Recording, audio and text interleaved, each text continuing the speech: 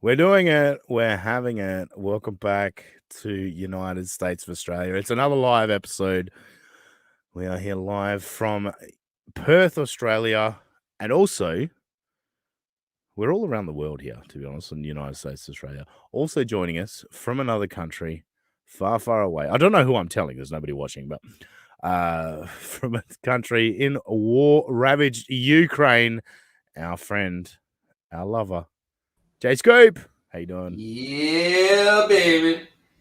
I should say something in Ukrainian, but it would just like go over everybody's heads. So, have you learned any Ukrainian yet?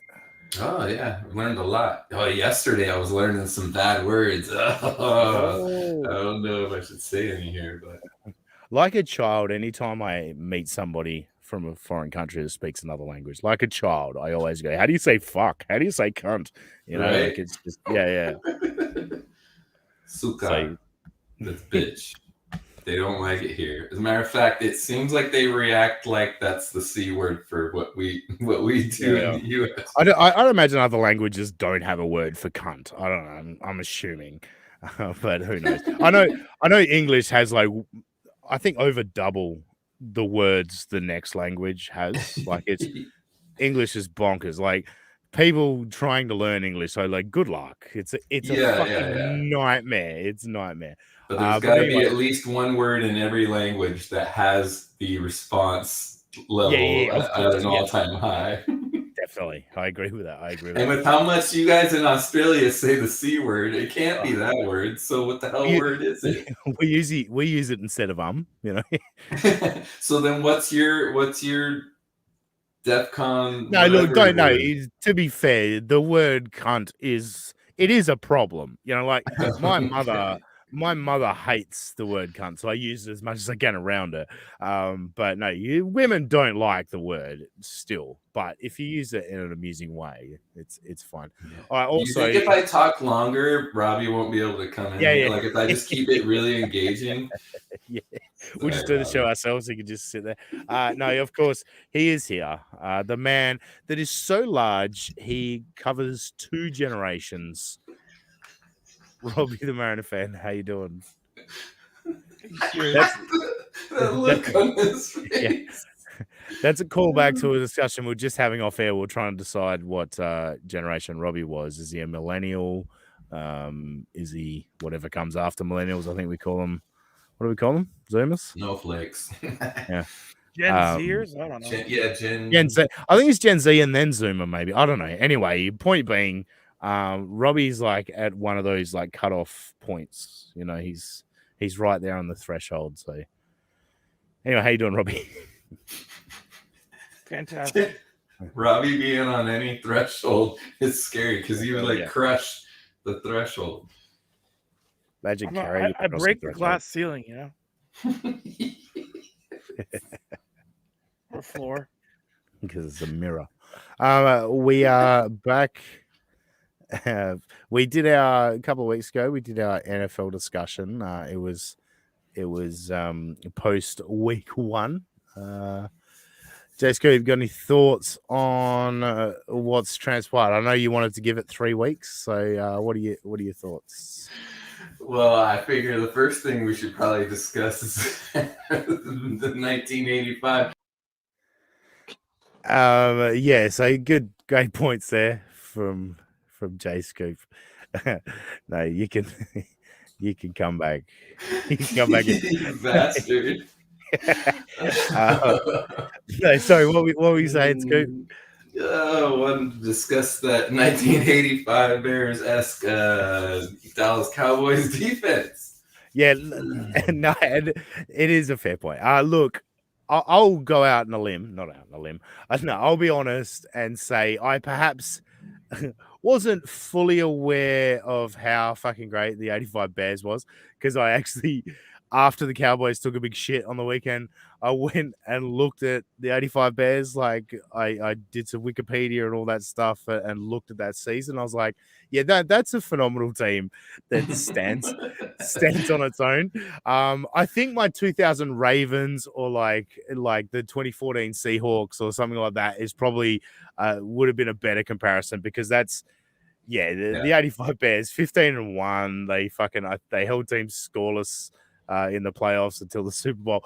I probably went a bit far with 85 Bears.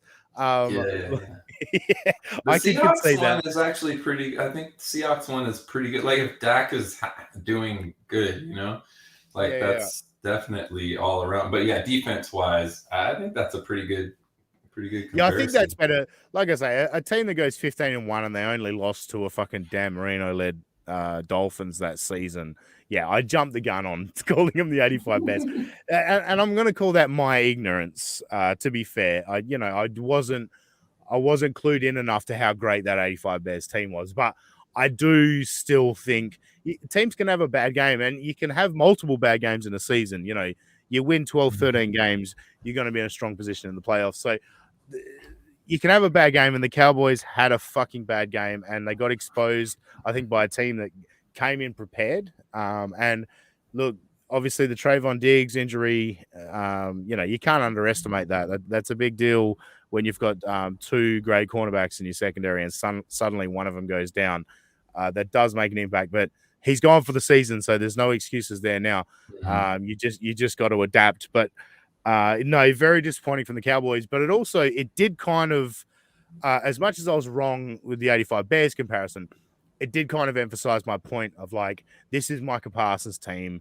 This is a Dallas defense team, because whenever the Cowboys get behind, it seems like Dak Prescott can't lead them back and get them back in front. And the amount of disappointing red zone, like they've been to the red zone. Look, to be honest with you, I forgot the number, but the amount of times they've been to the red zone and come away with field goals and not touchdowns, like that is an indictment on Dak Prescott and the offense. But I still think this defense will lead them to a very, very strong position. But it just goes to show you that when a team really prepares and thinks about it, if you're not switched on, and that's the key, I think, the Cowboys on the weekend against the Cardinals, they were not switched on, and they did not take those guys seriously enough. And it burned them. Robbie, your thoughts? Yeah. Fuck you. Fuck you. I don't know why you ever thought they were the 85 Bears. We're past that. I apologize for that. We're past that. You know what I mean? Like, that's, yeah, sure. But I made a statement to get a discussion going. It's still a great defense. They had a bad day. They got exposed for under-preparing and under-respecting their opponent. I think we got to start the discussion. Oh my God. I can't even remember his name. Are you talking about Dobbs? Because that was the biggest thing to me, was like, okay, it'd be one thing if it was Kyler Murray, just happens to go off that day, like he can do. But this is like the fucking no-name, guy who's just like running this team. Oh, man, it was just so... I felt bad for you, man, as I was watching all that unfold. But like you said, I kind of felt like what they probably felt like, which was, well, yeah, but the cream's going to, they're going to rise to the top. And I was like, no, not happening yet. Not happening yet. I was like, well, you better stop it. Because when I watch my Niners, which usually they're kind of the opposite, and I'm like, quit letting that team stay around. Quit letting that team stay around. We're going to lose. We're going to lose. But this was the opposite. It was like, well, they're going to come back. And then they never did. It was like, what the fuck are they doing? I know the injury, but still. No, and look, I'd never, ever, ever say, oh, Trayvon Diggs got injured, that fucked our season. No, there's enough talent in this lineup. Like, that shouldn't have happened. And I think it would have been better off having Kyler Murray starting than Dobbs, I think, because that's what really caught the Cowboys is it's not even their number one QB. Like, they took him even less seriously, in my opinion. Psyche has a lot to do with sports and whether you're mentally switched on. The Cowboys weren't mentally switched on for that game. They thought they were going to cruise. They were heavy favorites, and they bought their own hype. And that is what will expose a team. And it sucks. It happens to the Cowboys every year. Robbie, have you gathered your fucking thoughts? You got something to say? Well, I was afraid to say this to be the first time, so I didn't, and then he kicked me out of the chat, so now I'm in a bad mood. So I just want to say, I think the Cowboys are highly overrated. I don't even think they're close to being the best team in their own division. I think the Eagles would wipe the floor out of them 17 times out of 17 times in a season. I don't. Oh, please, Dak is not a good please. QB. Yeah, we've Pollard said that. is good, but he's not as good without Zeke, which I never thought I'd say. And for some reason, Mike McCarthy would rather throw the ball to not Tony Ferguson, that's a Freudian slip, to the tight end Ferguson than CD Lamb. Yeah, that's all fair. And again, it's actually quite funny because I sat here on this show probably a bit less than 12 months ago and said how important Zeke was, and this was a dual running back team. And you guys you and Roxanne sat there going, Zeke is washed, Pollard's the guy. And I was like, yeah, Pollard's the guy, but you still need Zeke crunching those yards. Don't make you look good right now. You just lost the Cardinals. Stop. Yeah, I didn't lose to the Cardinals. What are you talking about? But no, at the end of the day, yeah, he's saying that the Eagles will beat them 17 out of 17 is fucking ridiculous. That is ridiculous. They're almost as overrated as the Cowboys. If you watch that last game, how many times it almost reminded me of the Super Bowl run by the Seahawks, who were really good. But if you remember, there were so many things that bounced just the right way. There was a couple times. No, look, I remember specifically in that last game that they played, Hurts is about to get leveled. He just barely gets the ball off. He still gets hit, and somehow the ball went. Like there was multiple things like that happened where that's just like fortune, that's not skill.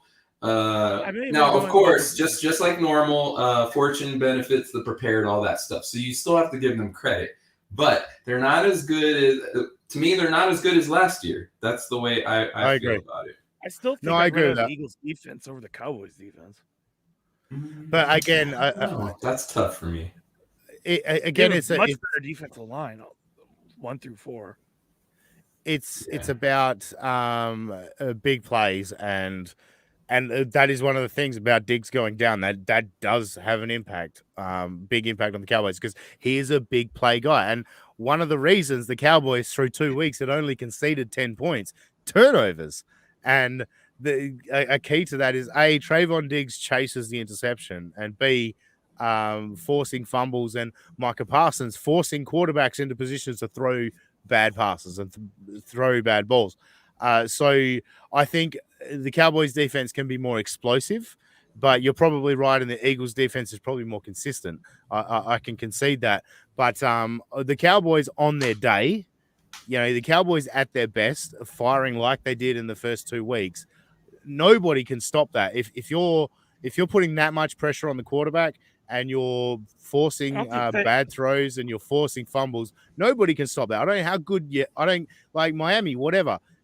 If you're getting to the quarterback like Micah Parsons is and allowing other guys, quarterback against a good team the way they did the first 2 weeks, perhaps not. And the Giants have an offensive line. It would be offensive. You emphasize the wrong part of the word, you moron. Whatever. They have an offensive line. Don't touch. They have an offensive line. Yeah, you understand? Anyway, that was one of the things I was watching for, though, was how bad the teams that the Cowboys beat were doing after when they played somebody else. Yeah, and I expect that. And when you make a statement, like you expect people are gonna, and that's fun. I don't give a shit. Like whatever. One thing I'll say, in terms of best team in the NFC, I have to go with Scoop's Niners. Hey! Brock Purdy is doing all the right things at quarterback. He's not a fucking superstar quarterback, but he can do all the right things and make the right plays and allow the defense just to put him in a good position. Scoop, you got to be pretty pumped up with what you're seeing for the first 3 weeks from the Niners. I am, and if anything, and he's young, so he's not like a diva yet. So I hope that they are doing this in practice, and it's not like some other quarterback where they're afraid to approach him in practice and say, you need to work on this. But obviously, if you paid attention, he's missing a few of those long balls that would just make us absolutely crush the opponent. So instead, some of those games have been a little closer or closer longer than they should be. So that's pretty much my only concern with him. Obviously, the defense is doing great. This last game, it did show with Ayuk out that it was a little less dynamic on offense. It wasn't spread around as much. So, and if there's anything that makes me nervous the most, it's when we are in those close games and there's some kind of clutch decision. I don't just Shanahan. Like I trust him in his overall plan. I trust him how he starts a game. But when the shit is down to a moment, like I think the Cowboys in the playoffs, like I think he made some bonehead thing with how they chose to kick it or something. There's like these moments. Oh, I'm going to call a timeout here. And now the other team will have a chance to look at it longer and like challenge this play that's totally going to work in their favor. Like shit like that. No, you're 100% correct, because it's been the Niners 2 years in a row that have knocked Cowboys out of the playoffs. So I'm very much aware of the Niners playoffs the last couple of years. And you're right, particularly 2 years ago, but even last year, the Cowboys had no right to actually be in the game. You know what I mean? The Niners had dominated, but then I found myself in the fourth quarter being, we're still in this, and they keep giving us fucking chances. He reminds me, my Australian rules football team, the West Coast Eagles, had a coach, John Worsfold, who was a legend of the club. He captained the team to 2 championships, and then he coached us to 1 championship. The thing about him, he was a hell of a leader. Like, you won't find a better leader. And he was a great guy of getting the team ready and having a game plan where the team would be great. But when it came down to the clutch moments, you couldn't look to the coach's box for him to make an inspired change to the team and what was going on in the game. It was just, you knew he had the team ready to play, and then it's up to the players on game day. And I feel that's what it is with Shanahan. I think he's a genius in terms of creating a great system and a great team ready to play. But then on game day, he kind of chokes up a bit when it comes to whether it's calling the right play or giving the right advice on game day. That does seem to be the flaw, and Robbie knows all about that with the Atlanta Falcons. But I hate, and so that's why I hate the fans that are like either love or hate, right? Because Shanahan's totally one of those coaches where you can't really put them both, you can't put them on one side like all the way or the other. Like he's somewhere going to be in the middle for you, leaning one way. He's too good to hate him, but he's obviously not going to be the best. But I think the difference from this year and last year and even before, as I always called him a front runner. Like I was always afraid. I was like, okay, we're going to start okay, but is the other team going to catch us? Because that was like his trademark, going all the way back to the KC Super Bowl. It was like, oh, here we go. And so, but now, and I think it's McCaffrey. I feel like it's just that little more. I don't know. We're just better. So I'm not calling him a front runner anymore. But it's still the clutch. Shanahan is the guy who scares me. Yeah, for sure. A3 Big Panda's here. What up, Huzzy? What up, Big Panda? He also says, "Sup, Robbie?" And nice haircut, Panda. Yeah, and what's up, Jay Scoop? Glad you put that into 3 messages. It's always, makes our chat look better. So thank you. Makes it look like it's more active. I appreciate that. Big Panda, you're the only person here. So let us know if you have a favorite NFL team and you want us to discuss what they're doing at the moment, hit us up in the chat. But Robbie, we'll move on to your boy. Well, first of all, no, hit us with some Atlanta Falcons. They did all right. They've done all right. They 2-1. They won. They're 2-1. They won the first 2 games. Not a lot of people were worried about the Falcons, but they've been all right so far to start the season. Thoughts on the Falcons, Robbie, first of all, but keep it short. First, I don't know. It's weird because first game they looked pretty good. The second game they weren't very. They had to come back from a huge deficit to beat the Packers. You never really want to have to come back from a deficit to beat the Packers because I don't think the Packers are all that great. And then we lost 20-6 last week in a game I wasn't able to watch. But I don't care that the Lions are above average team. 20-6 is atrocious. So Yeah. I'm jury's still out. This could be a team that only wins 4 games, or we could make the playoffs. I still don't know which way to feel on this team yet. Who was the team that the Packers came back and barely won this week? No, last week was the They Saints. lost the Lions. It was the week before. And Saints, so yeah. you guys came back against the team that came back against the Saints. Trying to figure out this level. I think it's on your team. Big Greg's here. Hi, Big Greg. Squirrel. I don't know if that's what that is in reference to. Big Panda says, I'm a Panthers fan. Sorry, dude, we're not talking about the Panthers. It'll be a waste of time. Squirrel is usually you're distracted by something. Squirrel. All right, this is crosstalk in the chat. Crosstalk. We got 2 people cross-talking. Big Greg. Hello, hola, Big Panda. And what have we got? It's not hard to look good against my Panthers. That's a team we won week 1. So yeah. Big Greg just came up with a new name for like a fat girl. You call her Pamda. We got Zachary Franco is a name I've never seen before. So welcome to the show. Chargers fan. Look, Chargers are kind of worth talking about because again, like that's a good quarterback. I'm not going to go so far as go really good or great quarterback. It's a good quarterback. But talking about Kyle Shanahan, coaches that make fucking bad decisions, you got to look at the Chargers, right? Oh man! And one of those ex-coaches is, I think, like one of the assistant coaches on my team now. And he was like the guy, I think, during Hard Knocks or whatever. But yeah, they're this weird team. And I remember last year watching Herbert because he was on one of my fantasy teams, and so I was like watching him, and I'm waiting for him to like blow up, and it just wouldn't quite do it the way, like I know his skill level. I remember watching him in college. I know what he's capable of. And last year he wasn't quite doing it. But this year, I don't know, you guys, I haven't paid as much attention to them. Is he kind of going off or what is he doing? I think he's doing well. It's the play calling is fine as usual. Yeah, he's doing fine. And again, Zachary, the Chargers fan that brought the Chargers up, exactly, bad play calling. There's a lot of just really dumb decisions. They're balls deep in every game that they play. You know what I mean? They're not getting blown off the park. They're right in it. And I do think Herbert, I will say really good. I won't say great. He is a really good quarterback. And I would love him in Dallas. You switch fucking Justin Herbert for Dak Prescott. That's a fucking different game.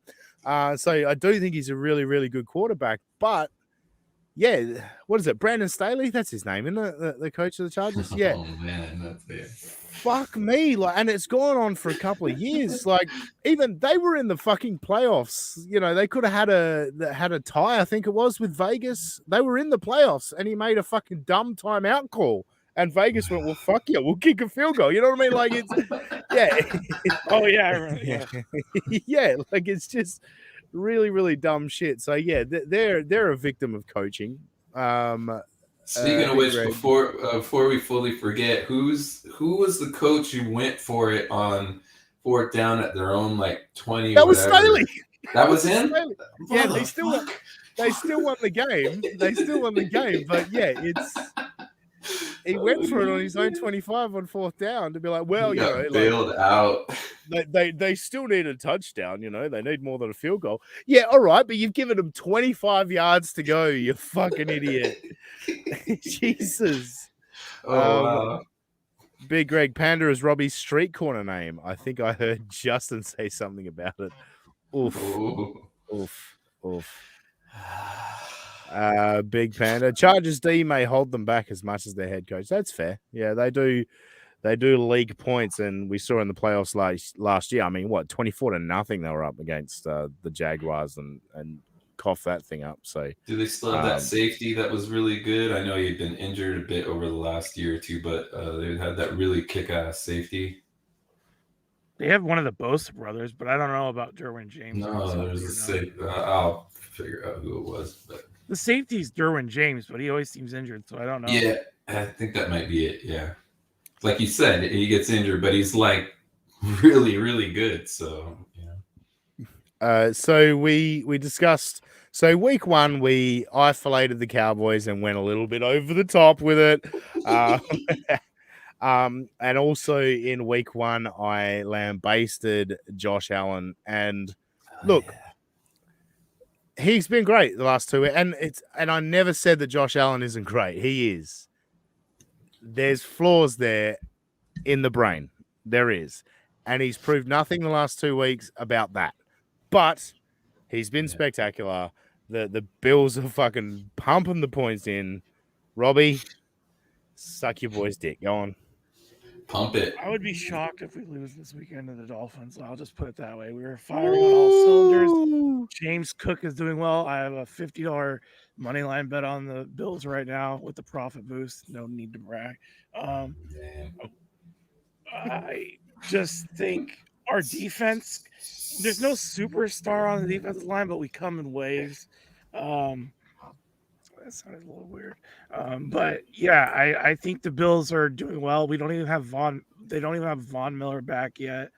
So hopefully he can come back and at least be a situational pass rusher. But Stephon Diggs, as long as we give him a bunch of targets, he probably won't go like AWOL or diva till the end of this year. I definitely think after this year is when things will get interesting. People saying that like this is the year that's going to get derailed. It's not this year because Diggs isn't the type of guy to like just take his lunch pail, go home in the middle of the year. But I could definitely see him the day after the season if it doesn't like say there's a bad playoff game. I could see him tweeting like all sorts of crazy shit 5 minutes after the game ends and wanting out. So I actually I think it was midway through last year. There was a bit of talk between Trayvon and Stephon, about wanting to play together and stuff like that. Yeah, it would not surprise me to see Stephon Diggs on the Cowboys next year if the deal can be done. However it works, there's salary cap issues and all that. It might not be able to work, but I would not be surprised if that's what Stephon Diggs wants to do in the offseason is get to the Cowboys, especially now with Trayvon going down for the season. I can certainly see that happen. So the Bills are going to make hay while the sun shines. And Robbie, look, and again, I rate Josh Allen really highly, but it's one of those things you can't deny. Like he does go for it too hard too often. Yeah, he's a gunslinger. Yeah, exactly. And I think the Brett Favre comparison is a fair comparison in terms of he is that good. But also, Brett Favre had some of the most iconic fucking brain fades, in NFL history for a guy that was so great. So, yeah, I think it's a good comparison. Josh Allen, he's going to keep doing his thing, but he proved nothing in the last 2 weeks, and he can't prove anything in the next 14 weeks. You know what I mean? It comes down to January. That's when Josh Allen's got to prove it. Proved everything he needs to prove. They just need to squib kick the ball when there's 13 fucking seconds left against the Kansas City Chiefs.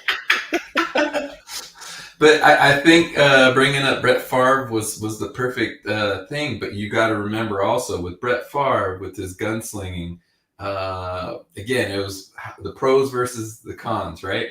He made that work for his career a lot longer before he started to dip than Josh Allen. This was like kind of the end of last year into this year was the first time I saw Josh Allen like kind of, I don't know, overall wise, maybe plateau, slightly dip or whatever. Now, I don't think that's like, okay, that's it. That's his trajectory. He's going to go down. I don't think that, but I was surprised when he started doing bad last year. And then it's the little bit that he's done bad this year. So he's kind of got me raising my eyebrow. Like, I'm not sure how this season's going to go for him. And with Diggs, it could derail during the season. It's just going to take them losing for it to happen, right? If they start losing, he's not getting the ball. He's going to flip out. No, and what I'll say about Josh Allen, Robbie, in terms of like, dude, you were right. Like, in terms of like scouting the guy and all that, like, you can be comfortable in the fact you're right. For you, like, I know you have a rooted interest in the guy's success, but you were right. Like, nobody thought this guy would be this guy, and he's way better than anyone predicted. But you saw it. Like, you can sleep comfortably at night knowing that. The thing is now, like Scoop says, is it's about there comes a point with a guy like you start seeing all these videos on social media and shit where you start to go, hang on, he might be buying his own hype a little bit too much. Oh, You know, like I get that's a fair point, but I don't think it's accurate, Josh Allen. no, look, and it might not be accurate, but it's perception. Everything's perception. And when I start seeing this stuff, I'm like, hey, dude, you got a wide receiver, your most important target. He's pretty upset at you. Maybe just fucking lay low for a while. You know what I mean? Like it's all it's all different. It's all different shit. So yeah, I don't think Diggs is upset out any more than another friend gets upset at a friend occasionally. I think Diggs genuinely hates Sean McDermott, though. I don't think he likes the coaches in Buffalo at all. I think that's where 95% of his frustration currently is. And that's fair because you look at, sorry, Scoot, 2 seconds. Right. I just you look at like a year and a half ago or whatever, Josh Allen and Stephon Diggs looked like fucking long lost fucking brothers or whatever. You know what I mean? Yeah. Like they genuinely looked like they loved each other.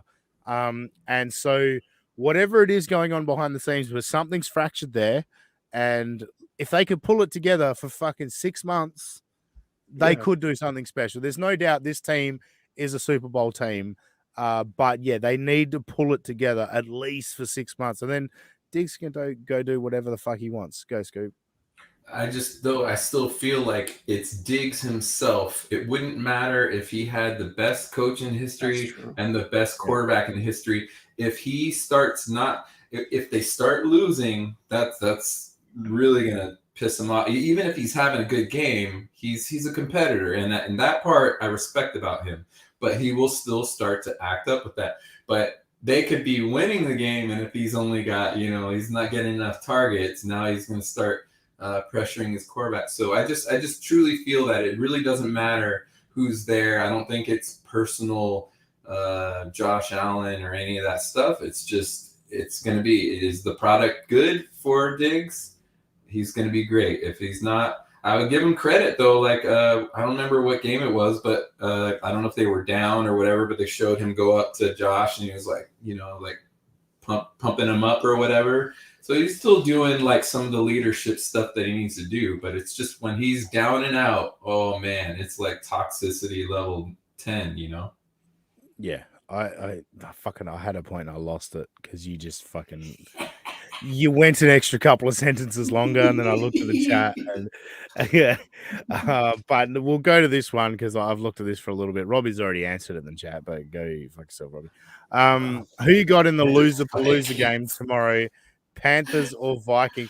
What a question! And Robbie has answered this in the chat, but we'll we'll cover it on air. Yeah, I got to go the Vikings, and put it this way, if the Panthers beat the Vikings, I'm going to say there's a Kirk Cousins trade. The Vikings try and get a deal done. Back up on the Niners. Yeah. I just think at 0-4, I mean, there's no coming back at this point anyway. I think the Lions are going to dominate that division this year. They looked pretty fucking impressive on Thursday night. But yeah, at this point, you're paying Kirk Cousins all this money and you're 0-4. It's kind of hard to see any point in keeping him around. But there's plenty of teams out there that would fucking give their left testicle for Kirk Cousins at quarterback, right? To be honest with you, I think he would be an upgrade for the Cowboys. Cowboys are not going to do that. And the Falcons, yeah. Like there's plenty of teams out there that I think Kirk Cousins would be a nice addition. Like you say, Scoop, as much as we're impressed by Brock Purdy, I think you inject Kirk Cousins into the Niners. Excuse me. I think that's a better outfit with Kirk Cousins at quarterback. I think he's a decent quarterback. He's a good quarterback. I would rather have Brock Purdy in that offense. He's got more functional mobility. Fair enough, and then like that's debatable. But yeah, point being that there's loads of teams out there that would love to get their hands on Kirk Cousins right now. Thoughts, Scoop? Well, yeah. I just don't get me wrong. I'll take Purdy, if nothing else, always because of the youth and the upside, right? But I think they would equal out, right? Like Robbie said, the mobility versus the long ball. Purdy's gonna start hitting that long ball, and he'll be fine. But yeah. of course, I'm saying what I'm saying because we went down 4 fucking quarterbacks, and Christian McCaffrey almost played quarterback in that NFC Championship game. But what I don't know is what the fuck is the problem with the Vikings? Is it play calling? Is it their defense? What has it been? The Well, defense is a remember problem, last year they won like 10 of their 13 games by 1 score. Oh And yeah, this I year, remember that. Yeah. this year they've lost all their games by less than 1 score. So it just kind of evens out. And also their defense is not good as well. So they're competing, but they're on the bad side of the coin. Yeah. Yeah. They're kind of like a 500 team, and they were not a 13-3 team last year. So Yeah, right. Yeah, that's a good point. Scooby, you didn't say though who you got, Panthers or Vikings? It's Sam Darnold, right? Leading. Is it Sam? Or not Sam Darnold. It's Bryce Andy Dalton. Got the wrong fucking white guy. They don't just use gingers for just your blonde-eyed, blue-haired weirdo. I don't trust Dalton, but then again, he does his best against mediocre teams. So, is it in Carolina or Minnesota? That I don't know. I picked the home make team. us all look like idiots because none of us know that. You know, but Minnesota just played the Chargers at home, so I would guess it's in Carolina. I'm taking whoever's the home team. All right. Yeah, that's fair. That's fair. Big Greg, quickly. So how much of a chance does Chicago Bears versus Denver Broncos ends in a tie? Robbie had a good reply. I'm rooting for 0-0. That would be great. Negative. Look, the fucking Broncos getting 70 dumped on them is pretty funny. And yet, the Broncos are like 4-point favorites on the road still against the Bears. That's how bad the Bears are. The Bears are fucking garbage. I'd expect the Broncos to be able to score enough to beat the Bears. Would be the point. The Carolina game is in Carolina, by the way, so I take Carolina. I'm assuming this is backing up my point. Facts. I think the Vikings D has been so bad. Andy Dalton could throw the ball all over them and make it interesting. That's true. Look, I like Big Panda's comment. I miss Christian McCaffrey. He is a much better QB than Bryce Young. That's right. A comment. That's so true. Great comment. Kirko chains to the Jets, mate. That's a good point. I think the Jets should. They keep saying Zach Wilson's their guy, whatever. Just get Kirk Cousins in for fucking, 5 months or whatever, and then ship him off. I don't know. Like, and I mean, Aaron Rodgers, what? It's an Achilles, right? An Achilles at 35. He's 39. Sorry. I'm fucking underestimating his age. An Achilles at 39, you're fucking cooked. I don't think you're coming back. So I think it's worth a fucking phone conversation. You could get a wild card. It's a great defense on the Jets. To be fair, like I know against the Cowboys, they just got it was just overwhelmingly offense. A defense is only as good as how long their offense forces them to be on the field, if you know what I mean. Right. The poor old Jets defense is just having to play so many minutes that how the fuck can you stop the bleeding? Like, it's so hard, but it is a good defense. So, yeah, if they can get a quarterback that can fucking push them down the field for Sheezy. There was that one year, I think, right before Garoppolo came to the Niners or whatever, but it was like whoever was in there, they weren't doing shit. And so our defense was really good, but like you said, they were doing great. And then there would be these big scores and people would be like, oh, the Niners defense is overrated. It's like, okay, you go out there and play 58 minutes on defense. Like, what the fuck? It's just like automatic 3 and outs all day long. So, yeah, that'd be interesting with the Jets with an actual quarterback doing their job. I used to say about the Cowboys before the Cowboys added some great defensive strength and defense became the better part of the Cowboys team. 5 or 6 years ago to 8 years ago, after drafting Zach Martin, Travis Frederick at center and Tyron Smith and all that, I always said the Cowboys' defense is their offensive line because they're able to run the ball so much. They force defenses to stay on the field for so long. You can't underestimate that fact. If you've got a really good offensive line and a really good running game, and you force defenses to just go play after play, that is an offensive line can be your defense just by letting them rest, and giving them a chance to refresh. So, no, all good stuff. So for this week, how about let's have a bit of fun on the fly. Who is everybody's pick of the week? The week, as in in NFL. As in like best team, or what do you? Oh, sorry, a game. No, actually, fuck that, because I don't even know what games are going on. That was a bad idea. Bad idea. My bad. We're gonna move on. You should kick yourself out of the. That's it. See you later. Hang on. All right, so Robbie, what do you think about it? What's your pick of the week? What are we picking? I don't know. Now we're doing the equivalent of Eddie Garcia. So Ben's not here at the moment. I guess we'll talk about some Calgary Flames. How about the Calgary Flames against the Vancouver Canucks this week? I think their goalie was standing on his head.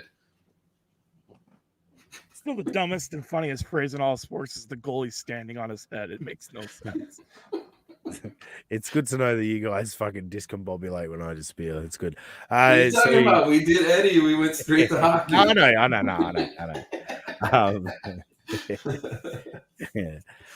So that's our NFL talk for this week. And yeah, we're always going to keep it more focused on who we support, because that's what we care about. I'm not fucking breaking down the Panthers. Sorry, Big Panda. But who gives a fuck? I'm not watching... I'm not watching every. Right? Yeah, You're in the Falcons division. I'm not watching every snap of every game like Dan Orlovsky. Hey, but football related, I heard you got a football joke. Somebody. I do. I love a good street joke. I like Jackie the Joke Man Martling from the Howard Stern program, the radio show. There used to be Stump the Joke Man, because Jackie just knows every street joke, and if he doesn't know the joke, he could probably see the punchline or the premise coming. And so I haven't heard a really good street joke in a while. And it popped up on Twitter the other day. Jason Kelsey on his podcast with his brother Travis is telling a story, because they were talking about hazing and how like hazing's kind of gone out of the sport, which, like some of the shit they used to do, these guys, is a bit rough. But I think hazing is some good fun, but they kind of turned it into a talent show, that the rookies would have to do a talent show. And so he said this was back in the Doug Marrone coached Eagles lineup that went to the Super Bowl. It was a rookie running back, I believe he said, got up to do like a comedy thing. And so he told this joke. So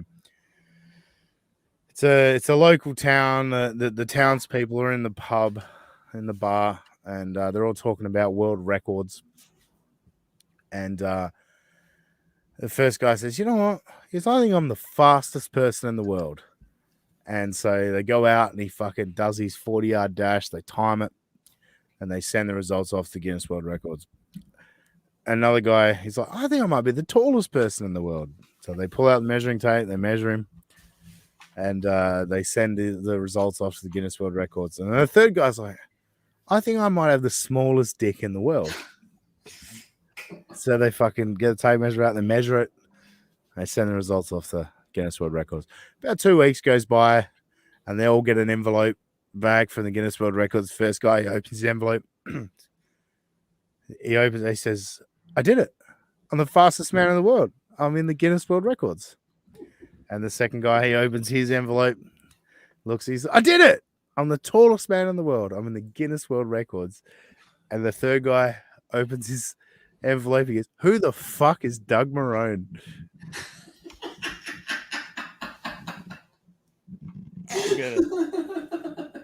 You don't get it. It's really good because you can insert whoever you want in there. Any name you like. Level whoever. I've told this joke about a dozen times in the last week, and I've used many different names. I could have gone with Scoop. I was gonna insert Scoop as the one because you've revealed your name as Jesse Crane. I thought Robbie might be upset if I doxed him by giving his last name. But I was like, no, I expressed that Doug Marone was the coach of the Eagles at the time. That was the point. So yeah, this rookie running back got up and told a joke about Doug Marone having the smallest dick in the world. I think that's great. Oh, I get it now. That's awesome. Yeah, to be honest with you, that's big dick energy to as a rookie get up there and know what the fuck. Better be like a dude. first round pick, do something like that. Yeah, I know. but like apparently, you know, the room just exploded. Everyone loved it, and I'm sure Doug Marone loved it. Like, I told the joke to my dad. I used my dad's name, and he just fucking burst out laughing. My brother-in-law, like, so I told a PG version to my son. My son didn't get the joke, but he just liked that I said Willie. Willie. Yeah, but yeah. I don't know. I love it. I haven't heard a good joke at all. I thought that was a great joke. It was funny from Jason Kelsey. And speaking of jokes, speaking of jokes, last year we did a live stream. Well, not a live stream because I released it about fucking days later, but we did a watch along to the Australian Rules Football Grand Final last year. You guys remember that? We all got together and we watched a fucking piece of garbage. It was the least. Yeah, there was no. Yeah, it was Broncos suspense. Seahawks 2014. It was The only suspense was the coin flip and the halftime show lady's dress. I don't know. Yeah, no, 100%. Today was the Australian Rules Football Grand Final for 2023, our Super Bowl. My fucking God, it was a ball terror. This was as good a game of Australian Rules football that you'll ever see. Like, it was great. Like put it in perspective, you can score 6 points at a time. The largest margin of difference throughout the entire game was like 12 points. You know what I mean? So that both teams were within 2 scores, and we're always within 2 scores, and you can score pretty quickly. You know, like it's not like in the NFL if you're down 2 scores. Sure, you can score twice quickly, but like not as quickly as you can in Australian rules football. But yeah, I was watching this game today and I was right into it. Like, neither of the teams were my team, but like I was just like, this is such a fucking great example of Australian rules football. I was like, fuck, why didn't we do a watch along this year? You know, this one would have been fucking great. And look, it ended slightly controversially, and I hate this because, and I'm not saying this moment cost, like, the Collingwood Magpies won the grand finals today by 4 points. And again, they won by 4 points, and like I say, you can score 6 points in one kick. So, you know what I mean? It was a 1-score game. All right, laugh at the Magpies. We're spending more time breaking down the Magpies than the Panthers. That's my favorite part. No, and that's rightfully so. Rightfully so. Nobody cared about the Panthers when they went to the Super Bowl, let's be honest. You realize the Panda guy has a Panthers podcast, right? Does he really? Yeah, so keep shit on it. I hope he's got less viewers than us. If you've got more than 3 viewers, I'm offended. I'll say that. But no, just a slightly controversial moment. So in Australian rules football, we have advantage. So, like, for example, in the NFL, if there was a penalty, all right, so like a pass interference penalty, but the guy still manages to catch it and then runs into the end zone, you just pay the advantage. You don't bring the penalty back. He proceeded to score, so it doesn't matter. You know what I mean? You don't pay the penalty. So in this instance, there's a minute to go, and the umpires or referees paid a kick to Brisbane, who were down by 4 points, and then they called advantage because a player decided to kick the ball in the heat of the moment, not knowing who'd got the free kick. He was just like trying to advance play, and it was like a really sort of that wasn't quite right. You shouldn't have done that. You shouldn't have advanced play. You should have brought the ball back, you know. And it was just a decision by a referee in the heat of the moment where it's like, you got that one wrong.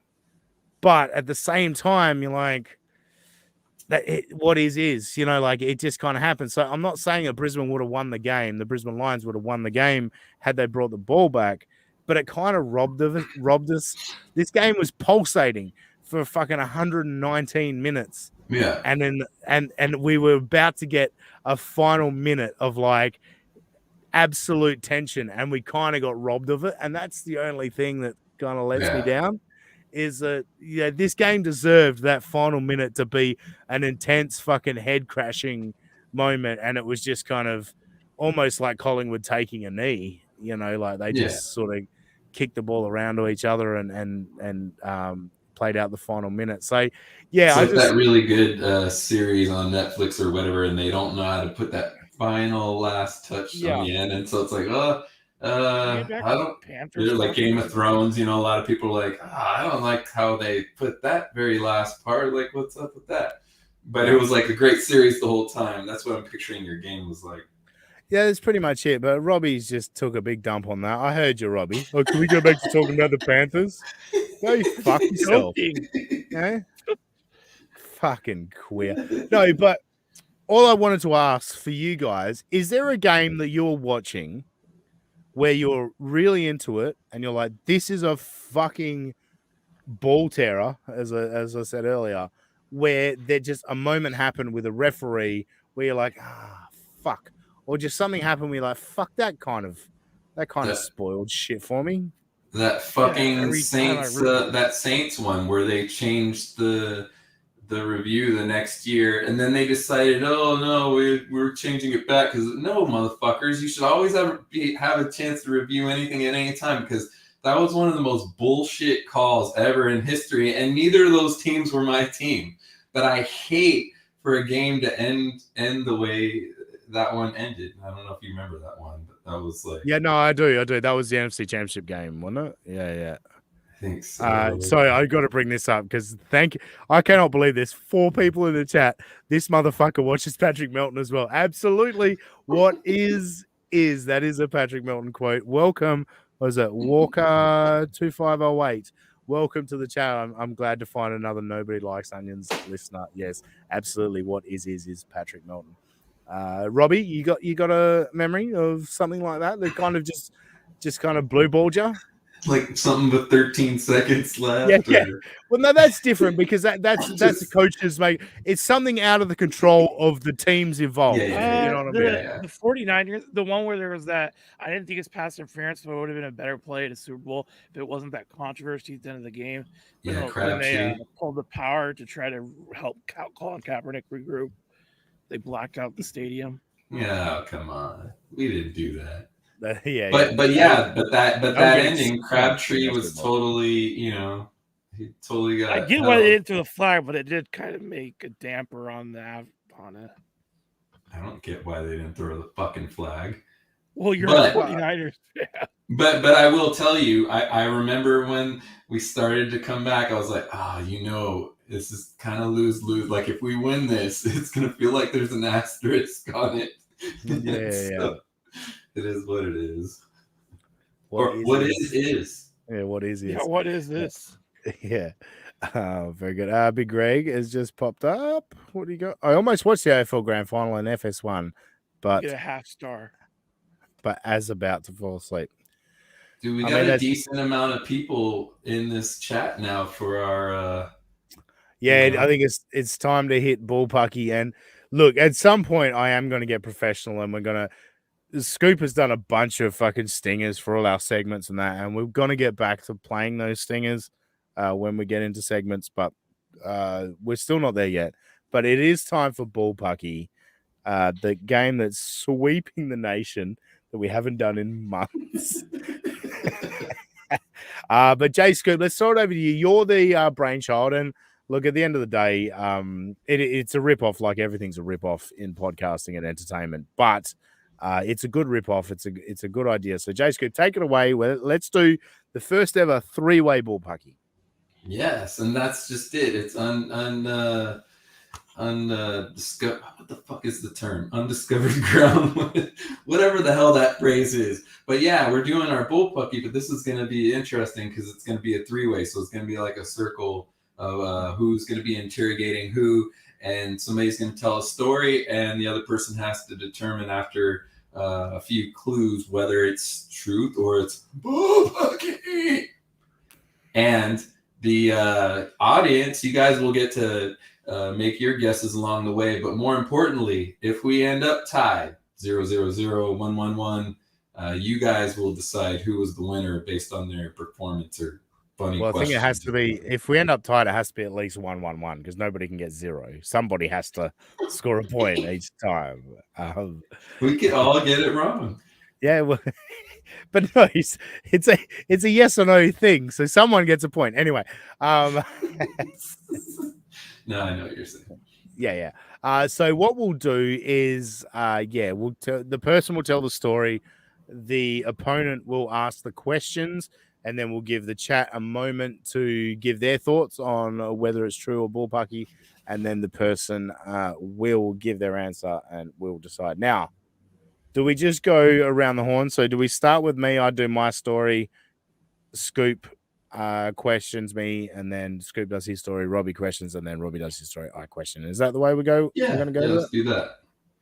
All right. So I am the first storyteller of the day, and my story is: I once told the CEO of a multi-billion-dollar mining company to go fuck himself to his face. Come on. This is fucked up, man, because this isn't going to be what I think happened. This is going to be what I hope happened. But I will go ahead and ask my questions. What was the company? The company is called Westtrack. They are the cat dealer. You guys know Caterpillar, earth moving machines. Westtrack is the cat dealer in Australia. They're one of the biggest cat dealers in the world because we do a lot of mining in Australia. Okay, and what time of day was it when this happened? Mid-afternoon, like somewhere midday, mid-afternoon. Yeah, midday to 3 o'clock, something like that. Yeah. And what was the guy wearing? Just a polo shirt with a collar, nice dress pants. I call Bullpucky, motherfucker. Got him! Yes, that is 100% true. See, for me, I want to pick that it's true, but I'm just like, somehow it's got to be Bullpucky. So I was in my own head from the beginning to the end on that one. So tell us about it. One thing I didn't want it to be was that you were like, haha, it wasn't multi-billion, it was multi-million. You know? No. Well, look, it might not be in the billions, but I'm almost certain that it is in the billions. With the you didn't let the other people guess, though. By the way, you dumbass. Oh, God, good point. Well, nobody's fucking paying attention anyway. That was the warm-up. The chat hasn't moved. We're fine. Look, he is actually a genuinely good guy and a really friendly. You wouldn't guess him to be the CEO of a multi-billion-dollar company, and he no longer is. He's moved on from that role, but at the time he was. We were doing some work for him in his own personal workshop. I'm an electrician by trade, so I was installing lights and power and stuff for him. And when he arrived, like, I was like super respectful. I was like, "Oh, hello, Mr. Walker," and he's like, "Fuck off for that Mr. Walker shit," And I was like, "I'm sorry," and then we were just chatting more about the job and that, and then he just suggested something that would be so much fucking work for me. And I went, "Go fuck yourself. I ain't doing that." You know what I mean? So, he was a super nice guy. And you could just have that kind of banter with him. And it's just one of those things. I didn't even really appreciate how cool it was to have such a big wig in the mining industry, just be able to say that to him and him not give a fuck, And I'm like, most people wouldn't have this experience of being able to talk to a CEO of a major company like that. And I thought that is actually a good story to bring to Bullpucky. But yeah, no, we had some laughs. We drank some beers at the end of the day and all that. Really good guy, really successful guy. So, and you know what was the icing on the cake, though, for me in my own head, trying to make the decision was, and I even saw Robbie shake his head, was that you knew what he was wearing right away, you know, like that shit. I was like, there's no fucking way I don't remember what somebody. So, anyways, that was where I was like, oh, okay. Yeah, well, it was easy to remember what he was wearing on a daily basis. Like, he's generally wearing a polo shirt and dress pants, you know? Yeah, that's what fucked me right there. That was the clincher. All right. So that's 1 point for me. Mm-hmm. So let's see how we go. So, Scoop, you're now telling the story, and Robbie will ask the question. So, Robbie, pay attention. Oh, I thought it was going the other way. Okay. No, we're going around that way. Yeah. All right. We're going clockwise. All right. Well, Robbie, I'm going to tell you right now, I'm taking a different approach than I normally take. So everything I'm going to tell you is true, except for one detail. There's going to be a part where there's three things that happened, and two of them are going to be correct, and the last one you're going to have to try to figure out. Anyways, here's the quick story. You're trying the magician fucking the misdirection spot of like, can I fucking wave these colors in your face so you get confused? It's funny because when I thought about this, I totally thought of the guys on the street with the "Where's the queen? Where's the queen?" You know, follow the queen. But that's basically what this is. The only thing is I'm not going to tell you which two are the correct ones, so it'll add a little bit.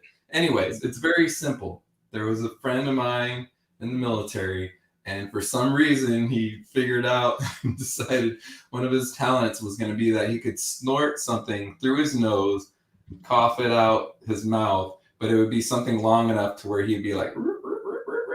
And so there was three things when we were sitting there, like downtime, nothing to do. We had nothing to do. And so he did three things that day. And it started off pretty simple. It was just his dog tag chain. He took the dog tag chain, snorted it, and it's coming out of his mouth, and he's doing that thing. Then he took a condom. Don't ask me how he got that. And he snorted the condom in, did that with the condom.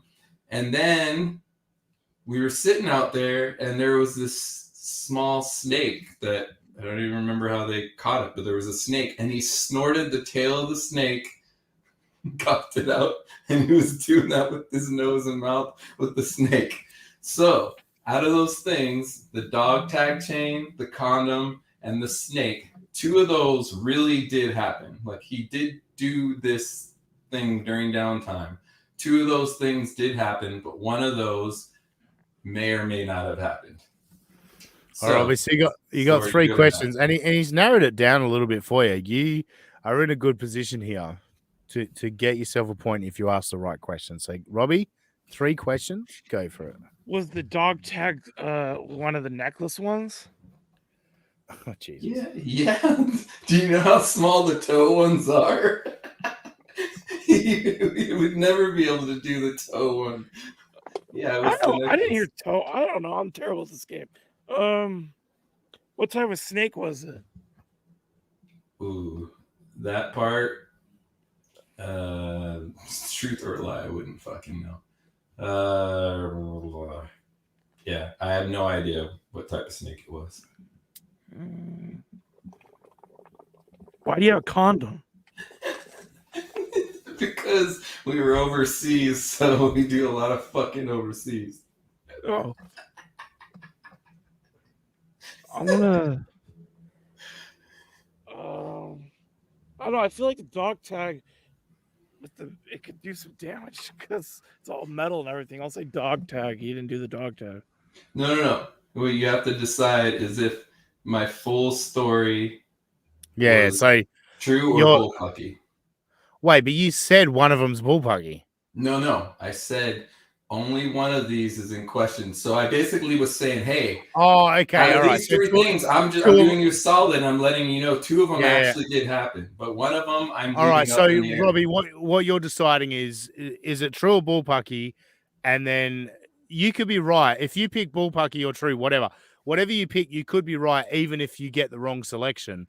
But say, I think this is based on this. Yeah, exactly. You don't have to Yeah. get it right which one it was, if it's true or false. You just have to So- say, is this story Hang true on, or let false? me just check the chat. Chat, what do you think? Yeah, chat.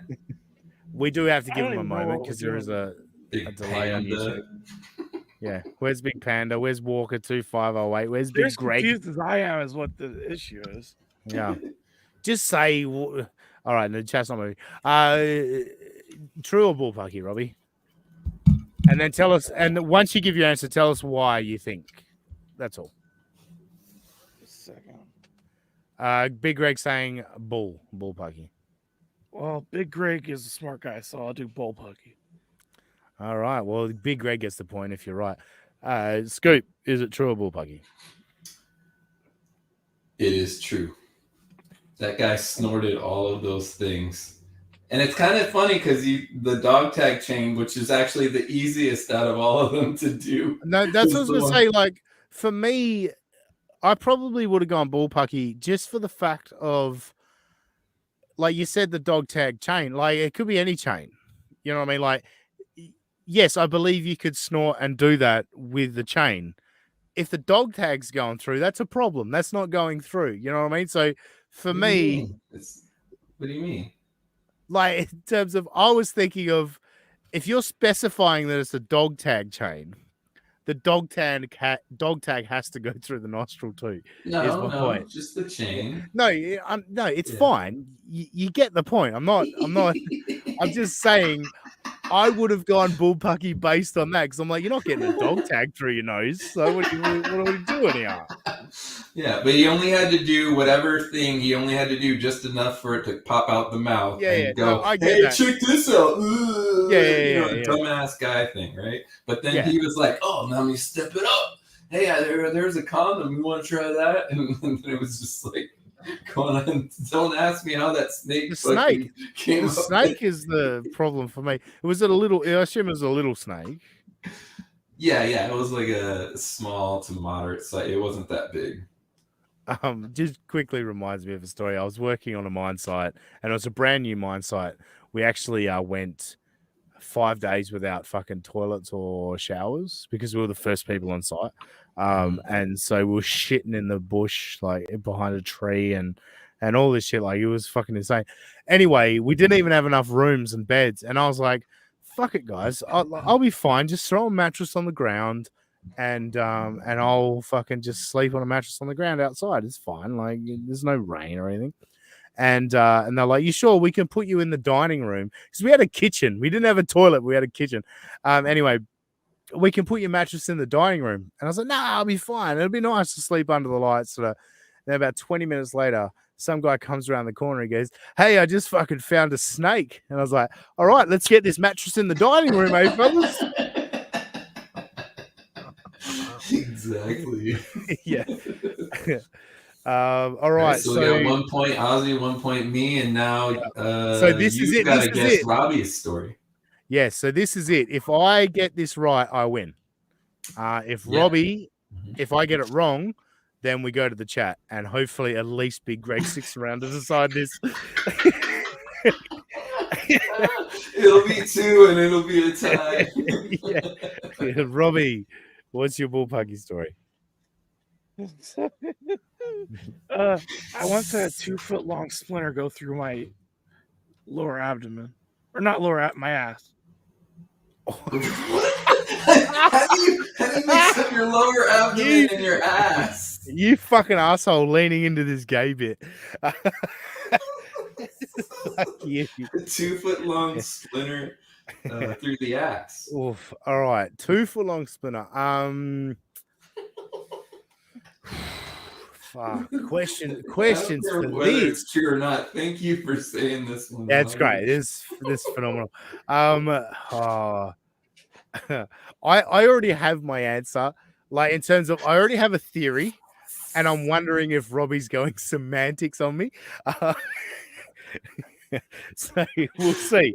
We'll see how this plays out. All right. 2 foot long splinter. Right. Jesus Christ. How do I fucking begin to ask questions about this? All right. Oh, fuck.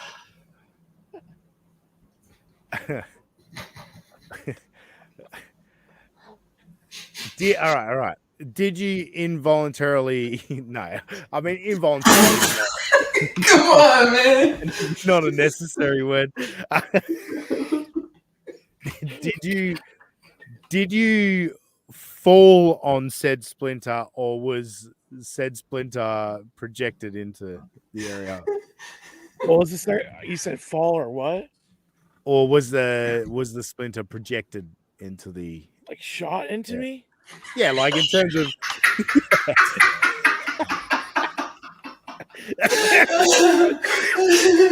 Did the splinter give consent, or did you give consent to the splinter?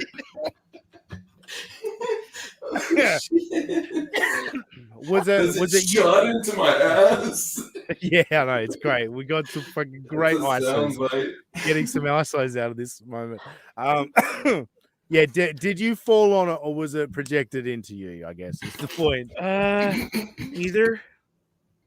Neither. Ooh. Oh, fuck. Wow. Well, now I'm. You're screwed. You got a coin flip now, motherfucker. I think he's going semantics on me. But I've got 2 more questions to ask. But fuck. I know this cunt's never fucking worked a serious job in his life, so this is not a work-related incident. I've done construction for a day or 2. All right. Wait, what? What did you say, for a day or 2? For a day or 2, yeah. No, what was for a day or 2? He did construction for a day. Oh, okay. Yeah. He didn't fall on it, and it wasn't projected in. How the fuck else does it happen? This is my question. Did you? Oh Jesus! Did you project into it? I guess is my next question. What? Because it didn't. If he didn't fall on it, I mean, it's still the same question, but I'm getting a little bit more detail. The thing didn't project into him, right? So it didn't come flying into his anus. And he didn't fall on it. So the next theory is he projected himself into it. That he purposely. Well, not necessarily purposely. It just his momentum went into the thing. So he didn't fall. Again, semantics. Oh, he didn't fall on. I wish he was from Australia, because then it would be some Aussie momentum. Yeah. So yeah. Was all right. My final question: was the splinter? How long was it again? Sorry, 2 foot. Like roughly 2 feet. I'm not doing semantics on it, but yeah, 2 feet. Was it attached to a fence? No. Nah.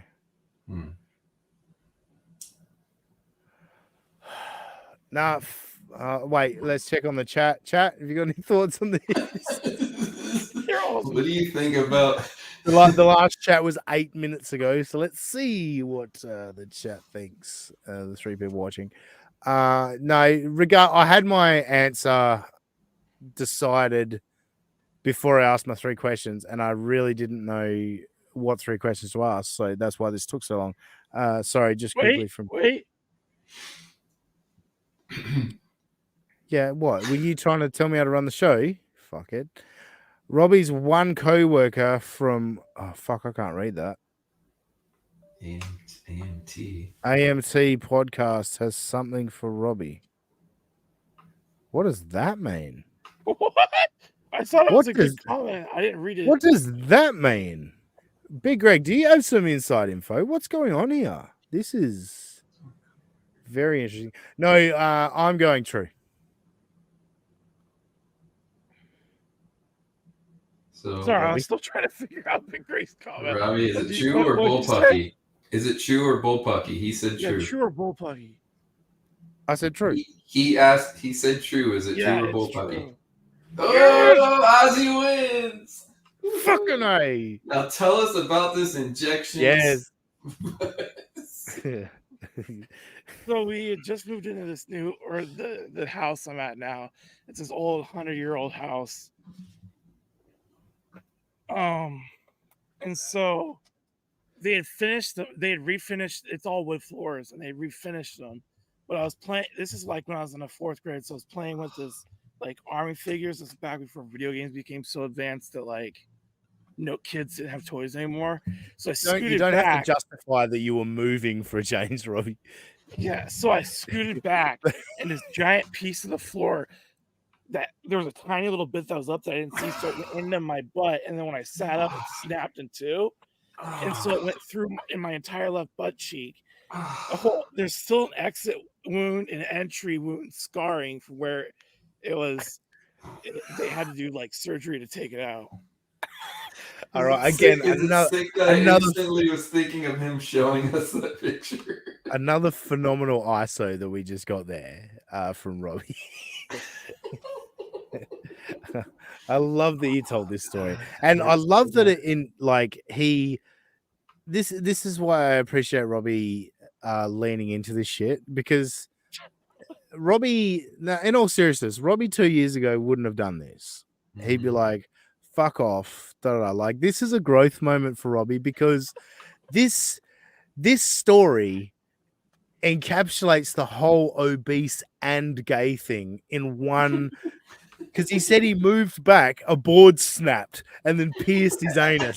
I mean, well, it wasn't anus; it was ass cheek. Yeah, I know, but anus is a funny word. I like saying it. You know? But imagine the moment after, Dad, Mom, I just lost my virginity. Help me pull this 2-foot and it was monstrosity out of my ass. Wait, you said I was gonna say you said entry wound and exit wound. So it come out your leg, did it? No, it went in one side of my butt cheek and went out the other. Oh, sorry, sideways. Oh, okay, so I was thinking going straight through, like from behind, straight through the butt cheek, and then it pops out through your quad. No. You know what I mean? No. Like, because you said 2 foot. My dad took a knife and cut it out, but there was more than what we thought was in there. So it started to get infected. A month later, we went to the doctor wondering why I was sick, and they were looking around, and there was still more of it sticking out of my butt still. Jesus Christ. I went to school with this guy, and it was actually his mother who was a teacher who told this story, and it's fucking bonkers. You guys have we call them star pickets. It's like a thing you hammer into the ground to make like a temporary fence, and it's got like 3 fucking, like, it's like a triangle, but it's 3 points coming off it.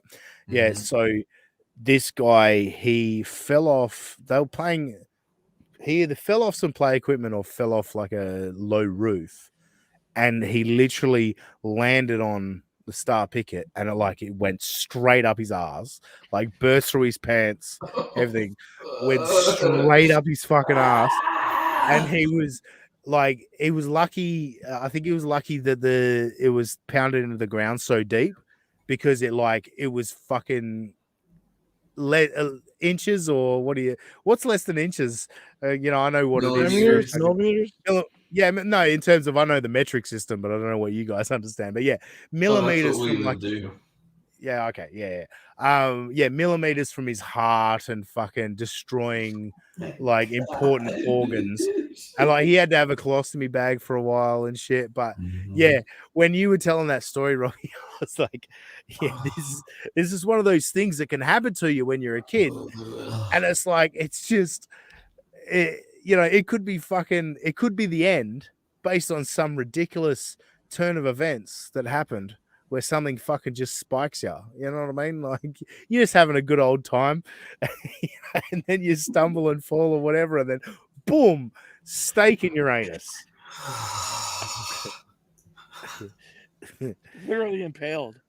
Yeah, that's great, Robbie. We do have to go back to bigger. I just want to go back to this comment. First of all, we're just going back to this. Robbie's one co-worker from AMT podcast has something for Robbie, right? Then his next comment is, Malatown podcast. AMT meant Malatown. Jesus Christ, Greg. And finally, the co-worker that asked if he was gay. All right, now we've got some context. Now we understand. Did they like teach in Iowa that periods can replace commas? Because he always uses a period for his commas. Yeah, that's true. Oh, you know what? Talk to text does that a lot to me. Like I'll have to correct it. They'll put fucking periods just randomly. That's how fat and lazy this prick is. He's not even typing it. Burn a few calories moving your thumbs, Greg.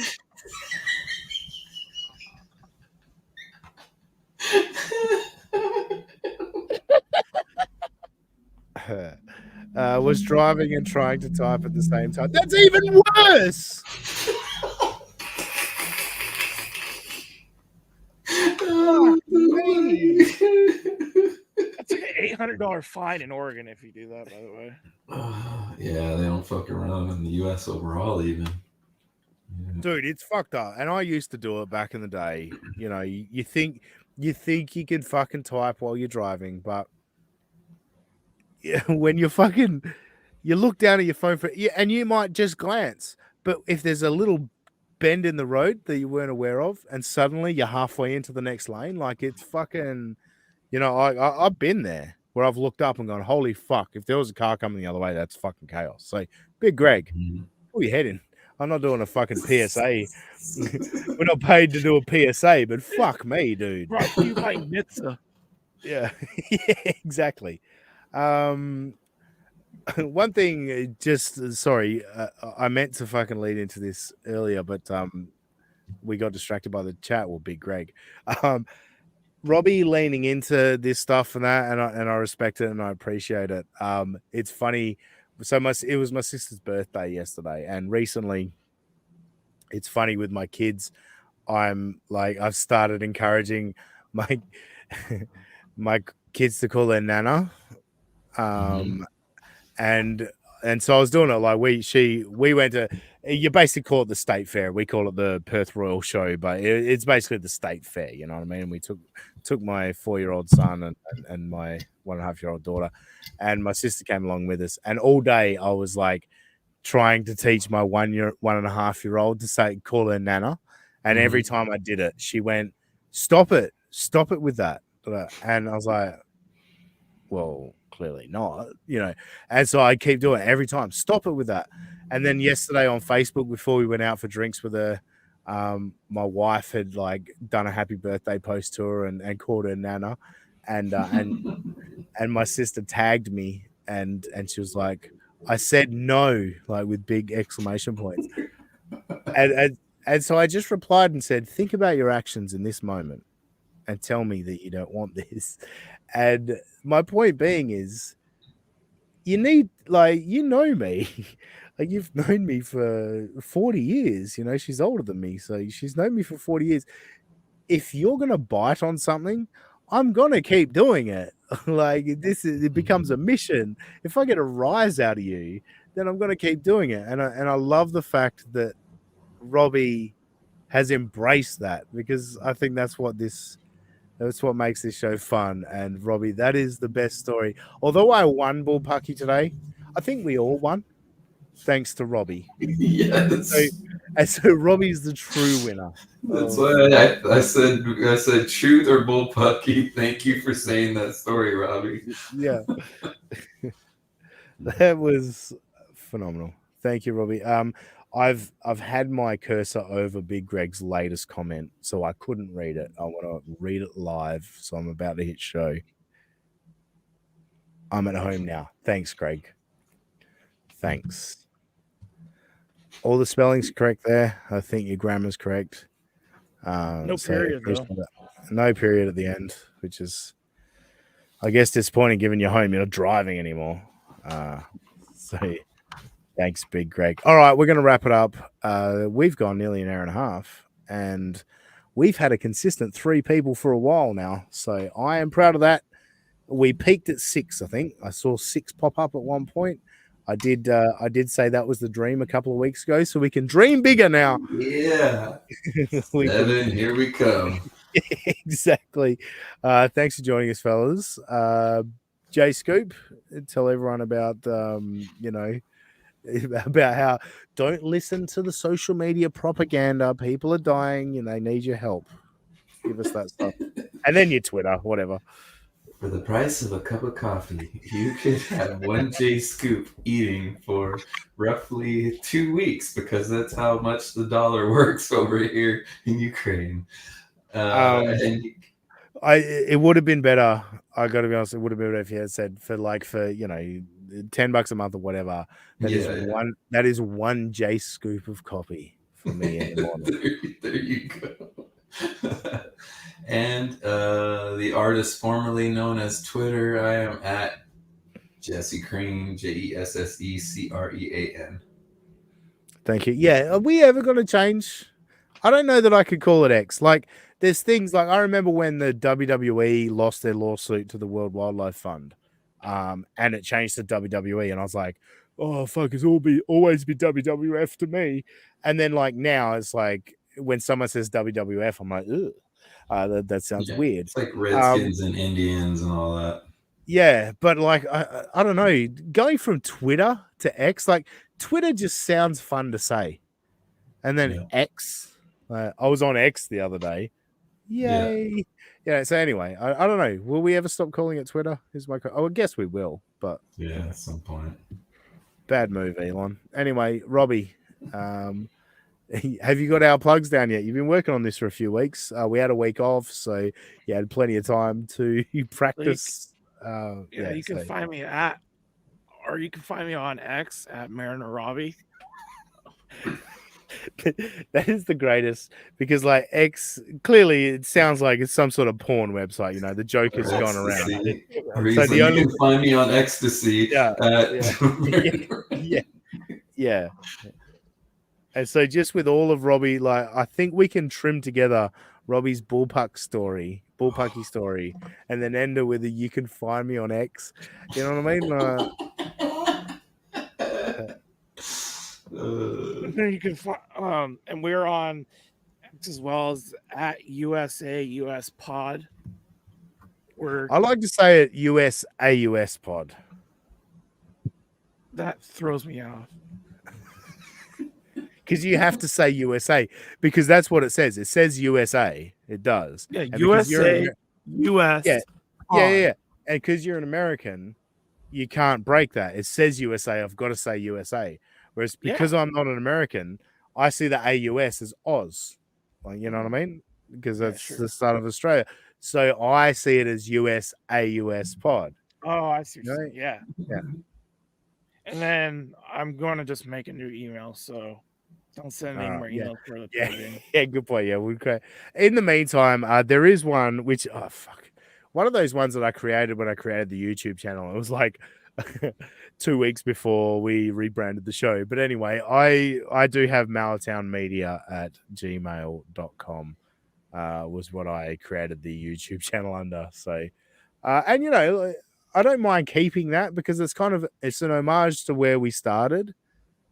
You know, and of course we're a media company because we put out shit. So maybe I'll keep it malatownmedia@gmail.com. Okay.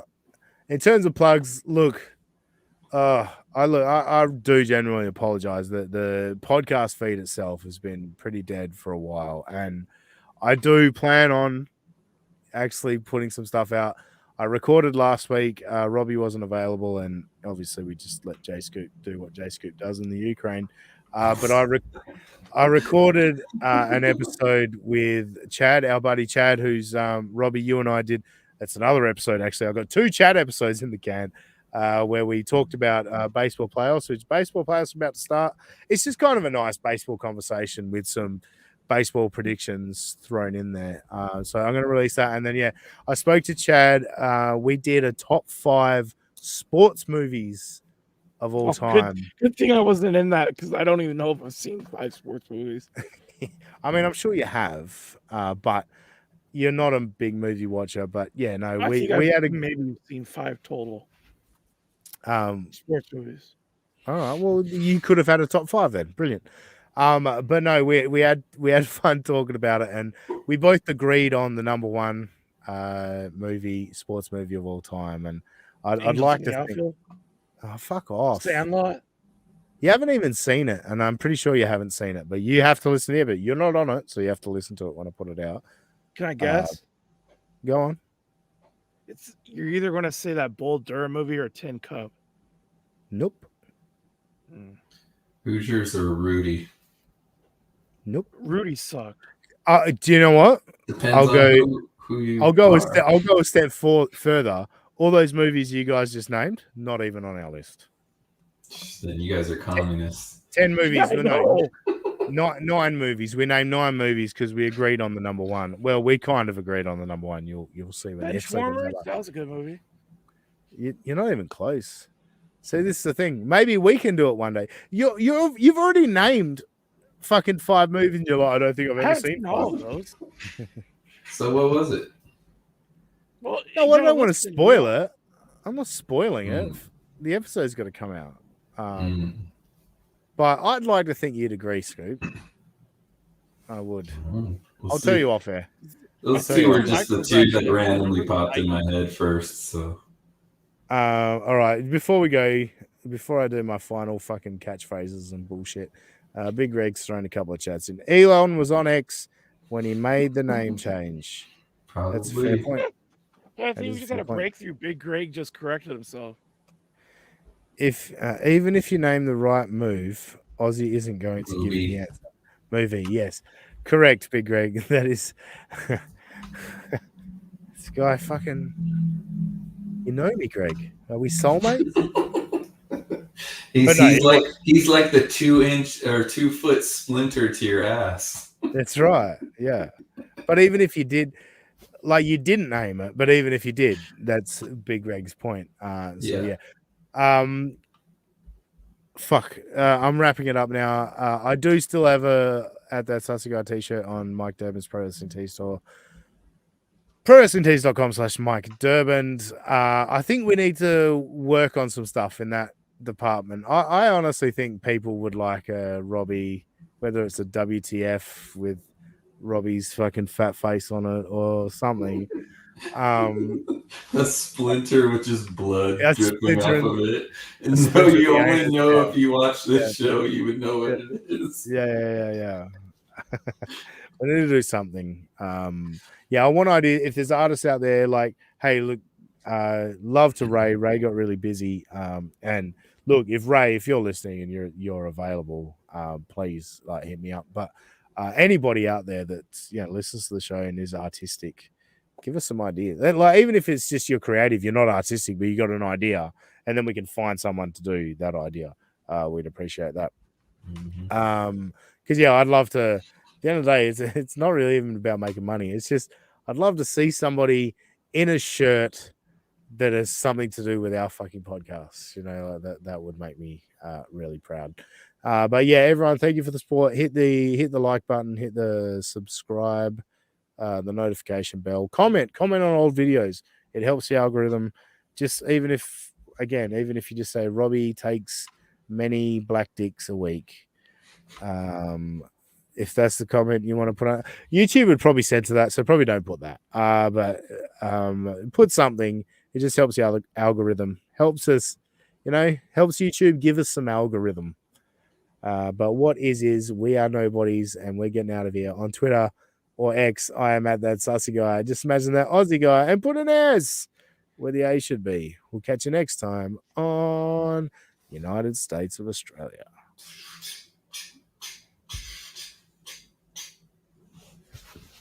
You done? Yeah, that was